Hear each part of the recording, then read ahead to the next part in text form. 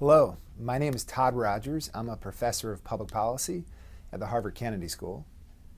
Today we're going to be talking about a specific domain, voter mobilization, and how behavioral science can be applied to a specific problem, mobilizing voters, and the kind of progress that's possible after years of focus on it. I started as a political pollster, and I realized there was a science of behavior change that we weren't really using in politics. So I went to grad school, learned about this, and then went back to Washington and started a research institute with others, co-founded it, where we translated the insights of behavioral science into political strategy. We focused on things like donation, volunteerism, resource allocation, and voter mobilization. Today we're going to be talking about just that one outcome. How do we maximize the impact of money spent on mobilizing voters? We're going to see the kind of progress that's possible as this field of behavioral science has been applied to this one problem. So to begin, here's a picture of me 10 years ago. I was volunteering for a campaign. I had a lot more hair. And I was making a phone call that was completely consistent with the norms of about a decade ago. I would begin the script by saying, "Hello, Mrs. Smith. It's easy to vote. The issues at stake are important. It's going to be close. So your vote matters, and it's your civic responsibility to vote. Do you intend to vote?" Now, of course, she says, like everybody, 95% of people say this, "Yes, I intend to vote." So I say, "Great, thanks. Have a nice night." So that's the standard. That's the industry standard, the most common kind of message that was used up to about a decade ago. And if you unpack it, you can see that what we're really emphasizing are very rational variables. Things like it's easy to vote, suggesting that the cost is low. It's important, the race is important, so if you have an impact, it's going to be high because the consequences are high. It's a close election, meaning you could be the pivotal voter, and it's your civic duty to vote. Now, if you unpack this, each of these is part of the rational voter model. What's fascinating is up until about 2004, this was the most sophisticated kind of voter mobilization message. And experimentalists like Don Green and Alan Gerber at Yale ran randomized controlled experiments in the field testing different elements of these get out the vote scripts. They learned that emphasizing that it's easy has no effect on the impact of a voter mobilization message. Emphasizing that it's an important election, similarly, no effect. Emphasizing that you could be the pivotal voter, that it's a close election, no effect. Emphasizing that it's your civic duty, no effect. And so what they concluded in this meta-analysis of many of these studies is that the content of what you say doesn't matter so much as the mode of contact. And what they found at the time was that the more personal, the more effective. Canvassing door to door is more effective than an impersonal robocall, things like that. So this is where the work of behavioral scientists and psychologists like myself, and in fact Alan Gerber and Don Green, also moved into this direction, where we start testing psychological elements, behavioral elements that could be included into these scripts. We'll start with a project that I conducted with a collaborator named David Nickerson at Notre Dame. So what we have is the state of Pennsylvania in the 2008 primary election. So this is presidential election, Barack Obama versus Hillary Clinton. The presidential primary for the Democratic Party has not been resolved yet. We have a bunch of potential voters, about 300,000 of them. What we do is we randomly assign them to one of four different conditions. The first condition gets no contact at all, no phone call. They're the untreated control group. The second condition gets a standard voter mobilization script. It's important, please vote, you can be the pivotal voter. The next group gets the standard, plus, do you intend to vote? Just eliciting a commitment or an intention. And now the fourth gets the standard, plus the intention, plus a battery of questions designed to elicit a concrete plan. Do you intend to vote? Yes. What time will you vote? How will you get there? Where will you be coming from? So it's a very concrete set of questions. Now, this is inspired by research in cognitive psychology on implementation intentions. People like Peter Gollwitzer at NYU and others have worked on this for decades. And they found that as you unpack the concrete details of an act, it makes you more likely to follow through on it for two reasons. One, you're more likely to just schedule it. It's pure mechanical scheduling. But the second, more sophisticated, interesting psychological piece is that when you unpack the concrete details, you say, oh, on Tuesday, I'm going to drop my kids off at school and then I'm going to go vote. That when that time arrives and you're driving home from dropping your kids off at school, it pops in your mind. It's just more likely because you've created the association between that context and the planned intention. So what we're going to do here is study what's the impact of adding that to a voter mobilization call. Whether you vote or not is public record. So this is the outcome measure we're going to be using. Many people don't realize that whether you vote, whether you show up or not, is public. Who you vote for, not public at all, 1892, federal law, secret ballot. But whether you vote is public. So what we find when we graph here the impact of these calls versus no call, we find that the people who receive the standard call, please vote, it's important, no effect. Just like dozens of other experiments, reminding people of an election has no meaningful effect, even though millions of dollars are spent on it. Asking them, do they intend to vote, eliciting a self-prediction, and this is the most sophisticated call as of 2008. Asking them to elicit a self-prediction, do you intend to vote? Everybody says yes. Has a small effect, a 2 percentage point effect. It's a real effect, and other studies are consistent with this. It's an effect, but it's about 2 percentage points. This is in line with other kinds of studies on voter mobilization phone calls without anything psychologically sophisticated in them. It might even be a little bit smaller than that, than those studies might suggest. But adding the plan-making battery more than doubles the impact of what was at the time the most effective get-out-the-vote call. So adding a plan-making battery, this very small marginal cost addition, can more than double the effect of a get-out-the-vote phone call. So when I was talking to that woman, I should have added, Mrs. Smith, please remember, what time will you vote? How will you get there? Where will you be coming from?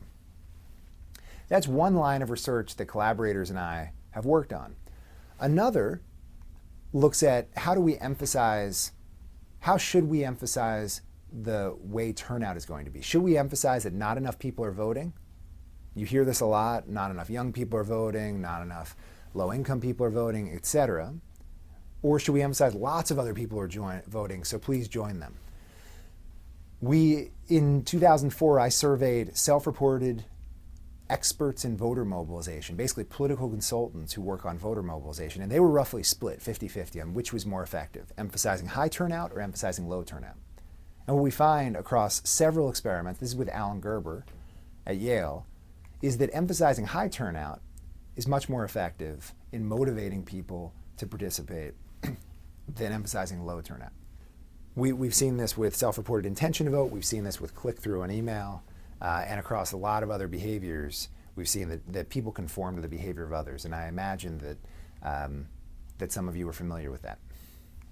So when I was talking to Mrs. Smith, I should have also said, in addition to what time will you vote, how will you get there, where will you be coming from, I should have said, join the millions of others who are going to be voting.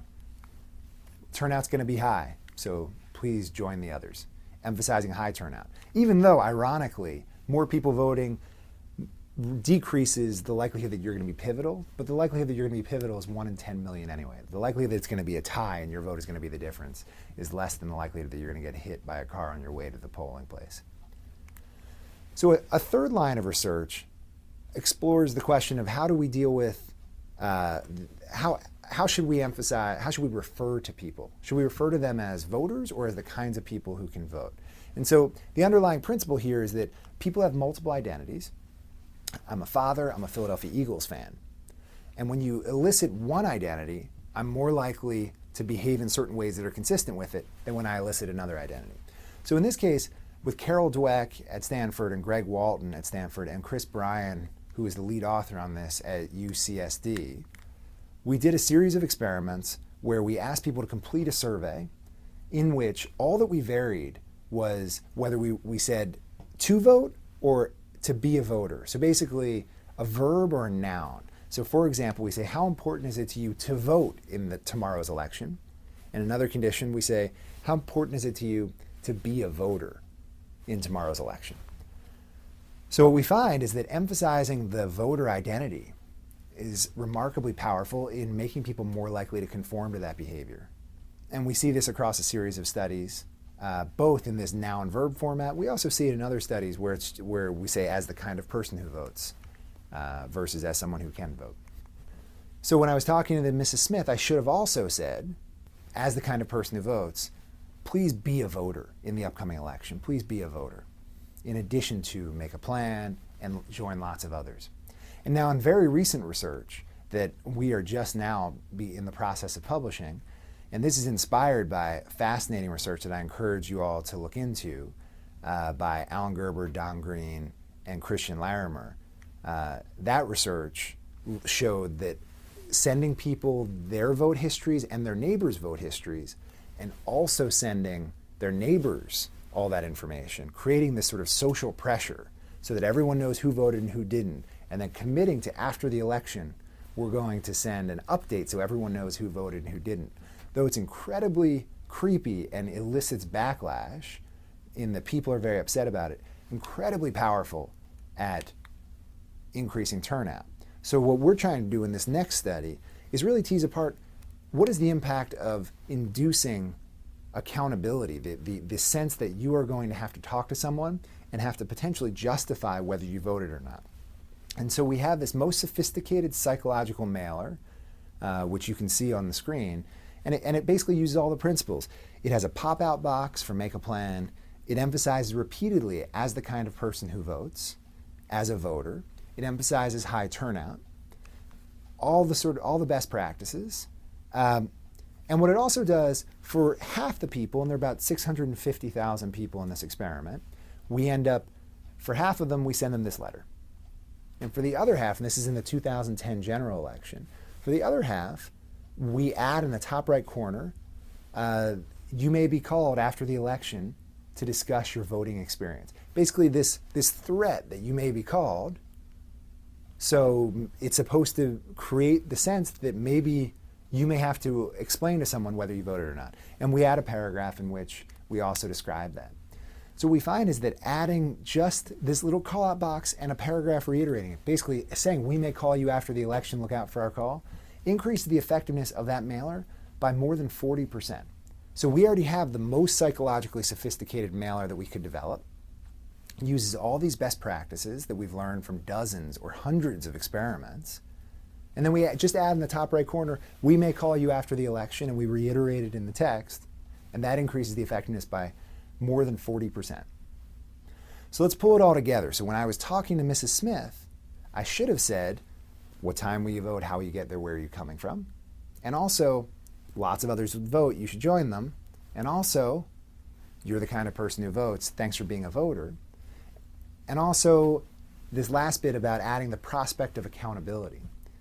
We may call you after the election, look out for our call. So what we see now in the 2012 election, this research was widely used. We think in total this probably doubles or triples the impact per dollar spent on voter mobilization. So there are tens of millions of dollars during the 2012 election spent on this activity.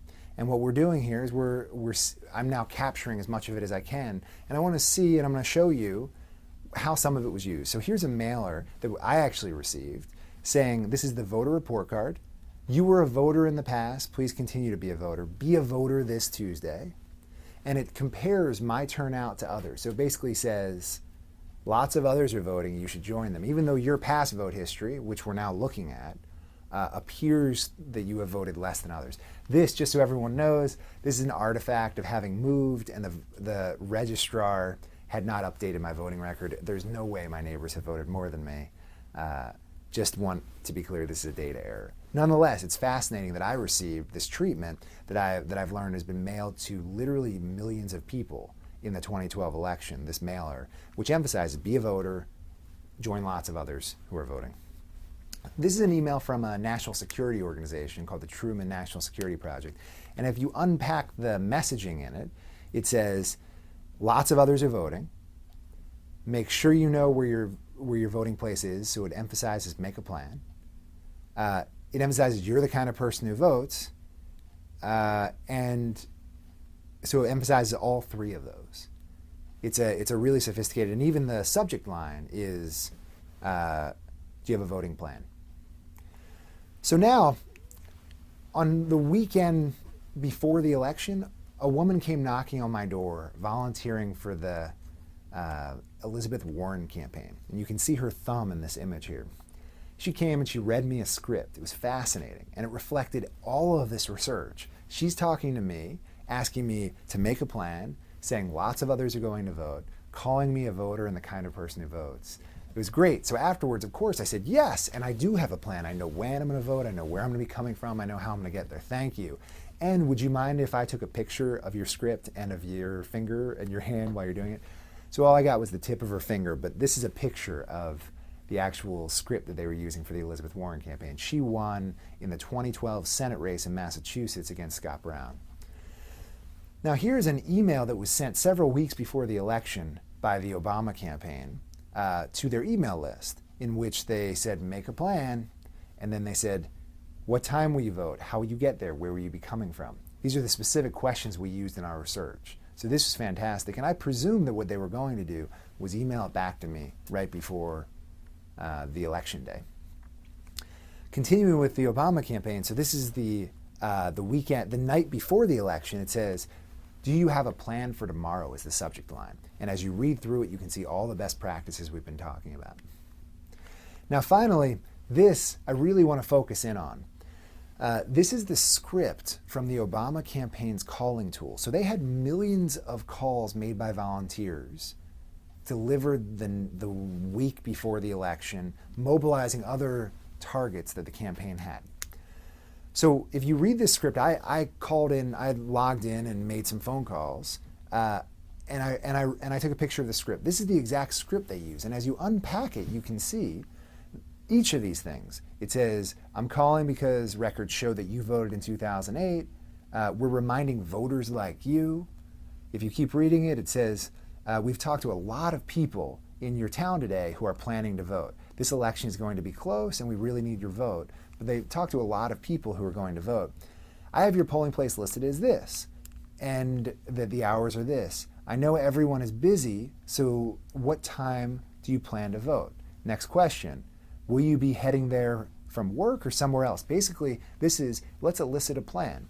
And then finally, do you need a ride? The goal of that question, of course, they're ingratiating themselves, offering, we'll give you a ride, but they're also prompting the target to make a plan. So contrast that script with the Romney script. So I made calls, I used the call-in tool to capture the scripts for both campaigns to see what people were saying. And as you can see here on the screen, the Romney script did not reflect any of the published, widely available behavioral research that has been proven to double and triple the impact per dollar spent on voter mobilization. I found this baffling, and I don't come at this as I'm presenting this from a partisan perspective. It was just surprising as someone who does research and publishes this research to find that the Obama campaign internalized this behavioral science to maximize its impact when communicating to voters, and the Romney campaign apparently didn't use any of it. But that said, the research in total has made a ton of progress in about a decade of focus.